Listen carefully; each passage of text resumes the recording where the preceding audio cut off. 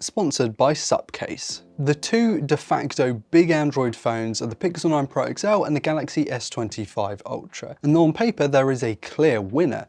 In practice, it's a different story. This is one of the biggest comparisons of 2025, so let's waste no time and crack on. Hey guys, I'm Ryan Thomas, and there's a pretty big difference between these two flagship phones. One is using a flagship level processor and the other is not. And that's where a lot of enthusiasts, those who love to look at specifications, might get caught up and not really consider the Pixel. I think that's a big shame because the actual user experience of both of these phones paints a pretty different picture. So let's talk about that.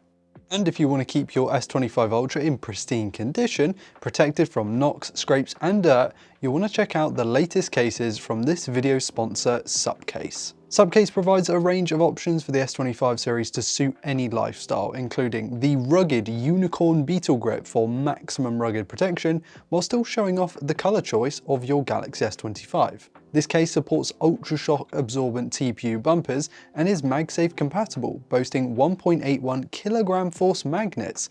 Plus, this ring holder here doubles as a kickstand in portrait or landscape orientation. Or go all out with the Unicorn Beetle Mag XT.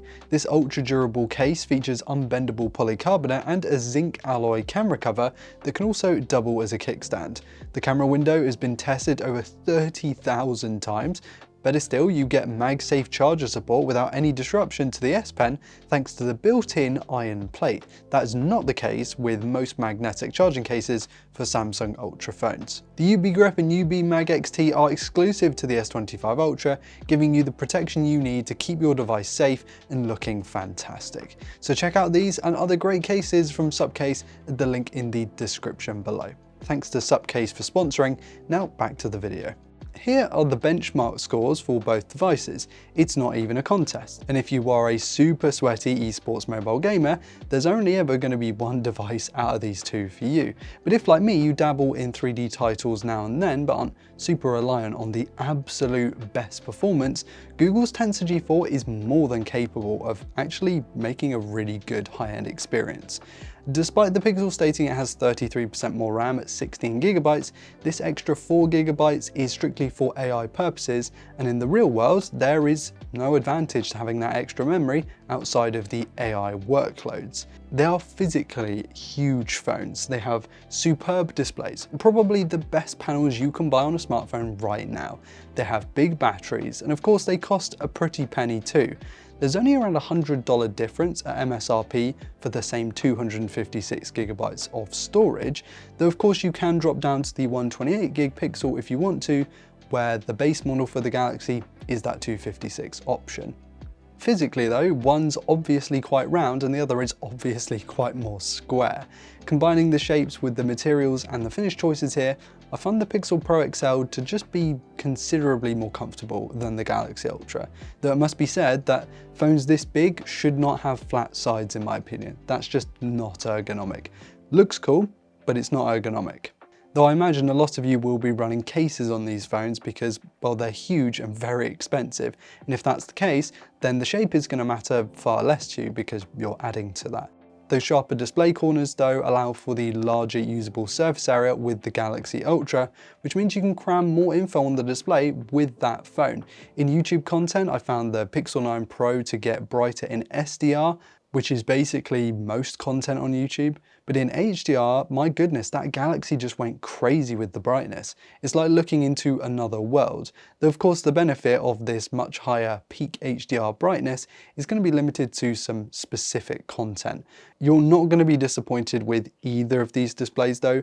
They are probably the two best on a mainstream smartphone. The camera packages of these two are quite different. Both sport big main sensors, 5x telephoto setups and powerful ultra-wides, but where the Galaxy adds a 3x in-between lens on the back, Google forgoes this for a much more powerful selfie camera with a wider field of view. Both have good pro modes, but in video in particular, Samsung's additional log recording format this time around and video assist features to go with it makes it a more video powerhouse than ever before, particularly with its Ultra HD 4K 120p mode to go along with its 8K video that it and the Pixel can both shoot. I really like Google's Pixel Video Boost. It's incredibly capable, but of course this does require you to upload the footage, process, and then download it. It's not instant like you'll find on the Galaxy. In stills, Samsung's setup likes to lift shadows and expose a little brighter compared to the contrasty and probably more moody photos of the Pixel. There's definitely more pop to the Galaxy's images, though I'm not sure I'm a big fan of this, but you might be, so do let me know in the comments what you think of these two setups.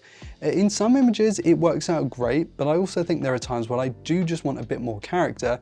I think Google's setup is better at that with the Pixel 9 Pro XL. In zoomed in shots in particular, it feels like around 5 times, they're pretty neck and neck. Maybe the Pixel's a little bit nicer, but the further you zoom in past this, where it's basically entirely digital, I think the Galaxy really comes into its own. And I think once you hit sort of 25, 30 times, it's game over for the Pixel and the Galaxy can just pull ahead. Let me know what you think of the shots in the comments, by the way. I'd love to hear your thoughts on both of these camera systems, them being some of the more expensive ones this year. I think the Galaxy's is more versatile, especially if you like making YouTube content with your phone. I think it makes it the winner here, but I do prefer the Pixel's colors overall. It always used to be that Google's Pixel experience rules triumphant, but in recent times, Samsung has been catching, and One UI 7 is a phenomenal experience. Its layout has been refined and looks super clean.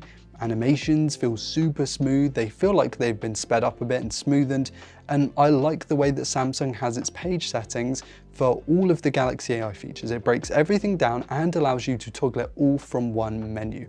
I really like that. Both of these phones are promised 7 major upgrades, though since the Galaxy is newer and the Pixel slightly older, launching on Android 14, where the Galaxy is on Android 15, it loses out in this regard.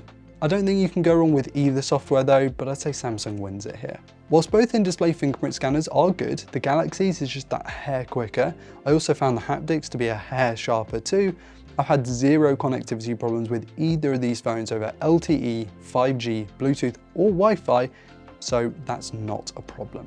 Look, neither of these are winning awards for incredible battery performance, neither are using cutting-edge silicon carbide battery tech that you'll find in phones coming from China, so are almost identical in, as near as makes no difference, 5,000 mAh batteries. Both of these phones can be, and have been, in my experience, 2-day phones, though both should absolutely get pretty much everyone through a full day on a charge.